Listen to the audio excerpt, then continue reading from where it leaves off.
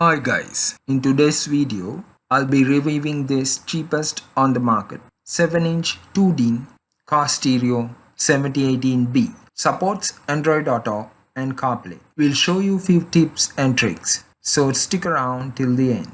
This cost me just 1850 USD without the camera and the steering wheel controls from AliExpress.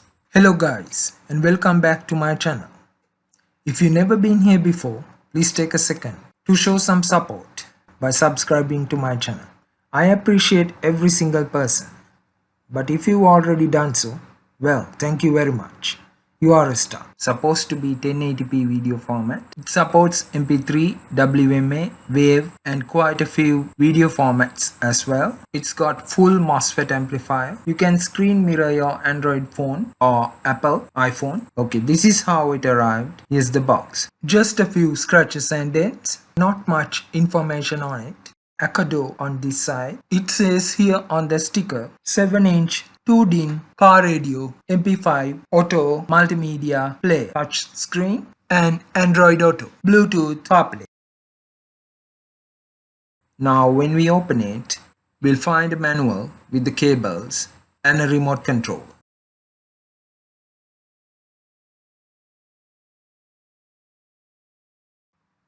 This is the unit, cushioned with some rigifoam. It's very light. This is the manual. Supports CarPlay and Android Auto, Apple CarPlay, Android Auto, touchscreen, Bluetooth music, HD video, preset sound effects, camera reversing, USB playback, USB charging and FM radio. The manual has lot of important information. Please go through that before operating the device. Here are the wiring diagrams for the two main connectors. Make sure to test the unit before installing on the car. I will show you how to test it prior installation. That is how to switch it on and test before installing on the dash. This is the remote. It has many buttons on it and I will get to each and every button function later in the video. Back of the remote shows the instructions on battery replacement. It needs one CR2025 battery. As you can see, the battery is included. That's very nice of the seller. You can get going right away. When not in use, make sure to slip this piece of plastic insulation in order to keep the battery from draining unnecessarily. So one plug is for speakers. As you can see, all wires are color coded. White goes to the left front, gray goes to the right front, green goes to the left rear, and purple goes to the right rear. Now for the plus minus, all the wires with the black stripe are the minus. So each couple has a one wire with a black stripe, as you can see here. So all the black stripe wires goes to the minus of the relative speaker. Total output for this unit is 25 watt on each channel. That is 25 watt into 4. These black and yellow wires are thicker than the others because they are the power wires. Black is the negative, yellow is the positive, and they are always connected to the battery. Yellow and black wires are always connected to the power because otherwise the device will lose power, all the saved radio stations and the data. Red wire accessory on. So when you turn the key on, the red one gets the power and the radio switches on. They both will turn the radio on. Orange goes to the parking cable or parking brake, and when it is only pulled up, that is this when the orange is grounded only, you can watch videos in the device. It's kind of a safety feature. While you are driving, you will not be able to watch videos as long as the orange wire is not grounded. You can connect it to a switch and then ground it through the switch, because in order for you to watch the video, this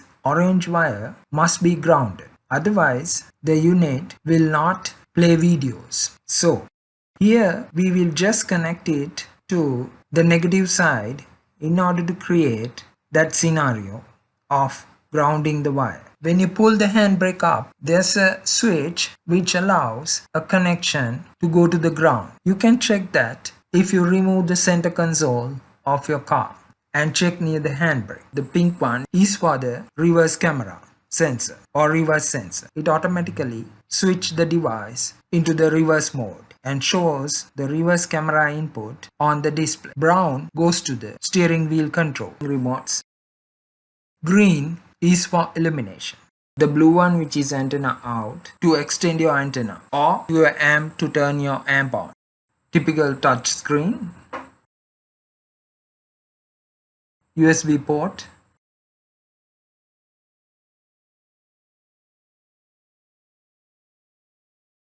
The auxiliary input. Reset. It's got TF and SD card slots here. Volume control, or you can press it to mute. You can use that to adjust it by hand. This is the forward button, power on off, and mode button. Long press to power on off and short press to change the mode. This is the reverse button. Right at the top you get the mic and the IR receiver, the remote control. 7018B, the model of the device. Only the front is plastic, back and all four sides are metal. It works as a heatsink, kind of a huge one, and there are vent holes at the back. As you can see, you can easily fix a small fan, maybe a PC fan, a 12 volt, and give supply from the car wiring system. You can put a switch to control the fan and it will enable the cooling of the unit, because when it operates, especially the back plate gets really hot. In case if you lose the manual, or if you don't have the manual right with you, no worries. The wiring diagram is pasted at the bottom of the device. As you can see, it clearly states all the connections. You'll never know when it will come handy. The unit supports only 12 volts. So this is only for 12 volt vehicles. Do not install it on 24 volt vehicles. These are the ports and connectors at the back of the unit. The fuse is 15 amperes. The speaker connector, power and accessories connector. This is the auxiliary in. There are two speak outs, left out and the right out. And there are two analog video outs. So you can connect two extra monitors into the unit. For the passengers at the back, can easily put them on the headrests, so the passengers on the back can view as well. This is reverse camera in, CVBS in. You can add an external camera, an extra external camera analog feed into this. There's an antenna in, so no GPS antenna this version. Here is a close-up of all the backside connectors. There are 4 holes for you to mount the unit to the car's brackets onto the dash on each side. You can use screws to mount the unit. I'll show it here. Just 2 on either side will do the job. So it's quite convenient. And I think you don't have to drill or cut more slots in order to accommodate this. It gives you an option. These are the 2 wire harnesses. As you can see, each one is slightly different. I mean the lock on the side. So there's no way you are gonna mix it up, even though each has the same number of connectors and exactly the same size. The slots on the unit is designed accordingly, so only one will fit in the respective slot. This is how to wire the reverse camera. This is a 6 meter long video cable. This yellow connector should go into this port, and this red wire must be connected to the pink wire in order to send the signal to the unit to display the reverse camera mode. The other side of this connector, or the extension cord, which is for reverse camera video input, must be connected to the video out of the camera, color coded yellow. This is the power connector for the camera. Black wire is the ground or the negative. Red wire must be connected to the reverse light's positive wire. So the red wire on the video cable cable or the video extension cable and the power connector's red wire must be connected to the reverse indicator light's positive side. This is the reverse camera which I've got separately. It's very lightweight, 4 LED lights, no infrared lights. This is just a basic camera, nothing fancy, and at 33 cents USD it's quite a bargain. And the red one is the power in, the yellow one is the video out. This is the base of the camera and you can mount this onto the back side of the car using this metal mounting plate. It is held on the mounting plate by 2 small screws here, and you can adjust the angle by loosening them and again tightening. The power connector goes in here and the video cable connects to this.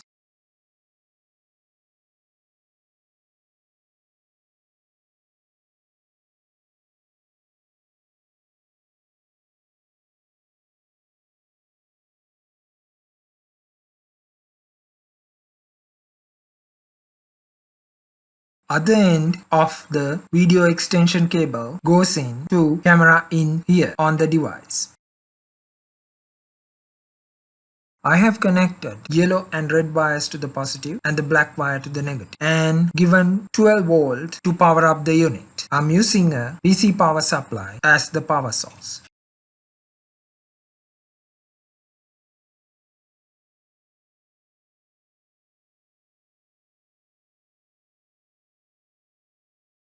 The red wire on the device side must be connected to the pink wire so that the device will get the signal whenever there's a video feed from the reverse camera. In order to switch to the reverse camera mode, connect the camera and red wires, that is these 2 wires, to the positive power. Since we are testing the unit, we can connect them together and give them positive power. Black wire of the power connector should go to the ground or the minus side. When you are doing the real wiring, the power connector's red wire and the video extension cable's red wire should be connected to the reverse indicator light's positive side. Sometimes you don't have to give power to the camera direct. Connecting just the red wire on the video cable's end will do the trick. It will depend on the camera model and the make. Now let's give power to the device and the camera and see how it is. As you can see, the guidelines are there on the display and it is in the reverse camera mode. The 4 LEDs on the camera are on and it will give you a decent amount of light and you can see quite a clear image on the display. Quality feed when you consider the price point